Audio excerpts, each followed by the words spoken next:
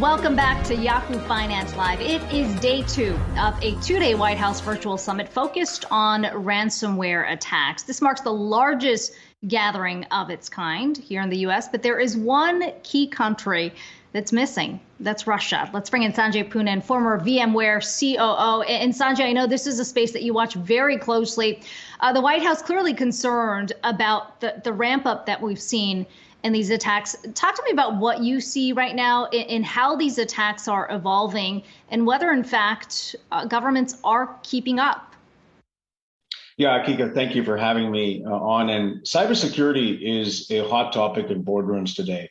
It's a top area of spend because people are concerned, and this is something that really freaks out a lot of boards. So there is definite interest in many companies investing in it, and chief security officers have to step their game. But I think this is the time where, just like there's a lot of talk about infrastructure, this is digital infrastructure that needs to be secure. And I think we have the smartest minds in security in this country.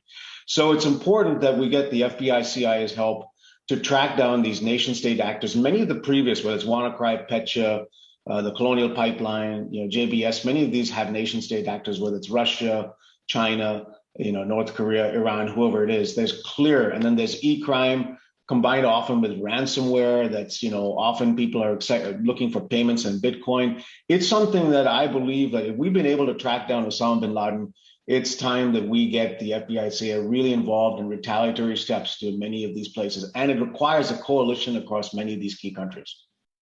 Yeah, I mean, how do we go about doing that? I'm looking at the losses totaling last year from ransomware attacks. $74 billion is what we're looking at. How much of that responsibility lies on the public side, the governments, and how much of that is the private sector?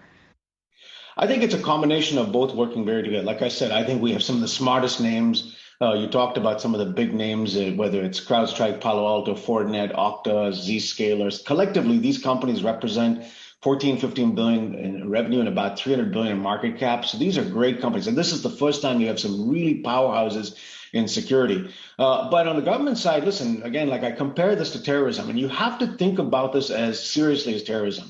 In the 1980s, I grew up in India. There was a incident in Bhopal around Union Carbide where there was a lot of chemical spills and tens of thousands of people were killed. Today, people are just worried about cybercrime affecting digital systems. But Colonial Pipeline was one of the first times where it hit operational systems. And if one of these cybersecurity systems hit a nuclear plant or hit something that actually affected chemical spills, lives will be cost. And that's why I think it's super important.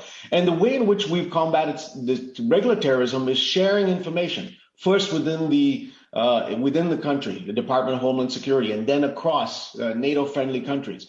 And as a result, we've been able to keep the world safer. I think the same type of principles. And then there needs to be places by which there isn't, sort of cyber shaming of companies to come up earlier, barring gross negligence and criminal activity. Companies should be encouraged to come up. We should not allow companies to have insurance that allows them to pay for ransomware so easily. The average ransomware attack, you had the total up there, is probably about 5 to 10 million.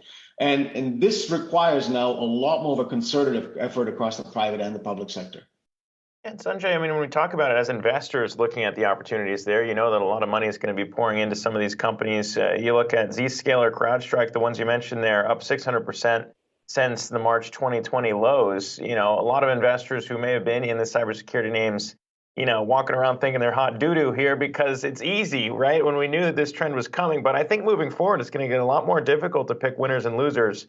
In your notes, you're kind of looking at a valuation basis here. So which ones really, I guess, stand out in terms of showing that they got the goods in this next chapter when we kind of get a little bit more into the defenses and companies out there trying to protect themselves? Yeah, Zach, I think you have to think about this in the broader scheme of about $1 trillion of IT spend that's moving from, substantial part of that from the on-premise world to the cloud world.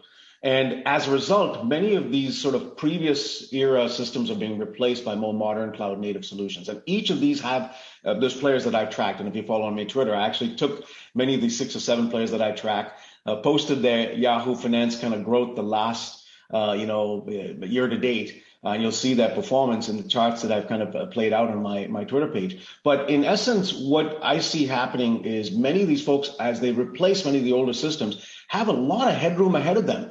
Because if you look at whether it's endpoint or firewalls or identity, or content delivery networks. Many of these folks are producing a more modern way to do it. So I'm still of the 7 names that I listed there, I still think 6 of them have a tremendous run ahead of them. The one that seems to be lagging a little bit is Splunk. They're certainly a leader in their category, but have stumbled a little bit. So we'll see what's happened. But every one of those 7 names, I think, have enormous potential. And each of them have a large customer base that they can continue to grow within their customer base, as also land and expand new customers. So I think there's a lot of potential for them. And then there's a whole bunch of new private companies. If you look at the Cloud 100 list from a couple of companies that track that, there are companies like SNCC in developer security. There's a whole new waves of new ones that are focusing in areas which the other 6 or 7 that I named are not focused on. So I think this is going to be a $50 billion to $100 billion market that's going to continue to get investment, hopefully, as we combat the bad guys. And Sanjay, the ranking that we put up there, you're looking specifically at revenue but from a technology standpoint, whether it's a company that's listed publicly or somebody that is private, who do you think is leading the pack when it comes to getting ahead of the threats that we're seeing? Well, I typically tend to look at the Gartner Magic Quadrant or Forrester Wave.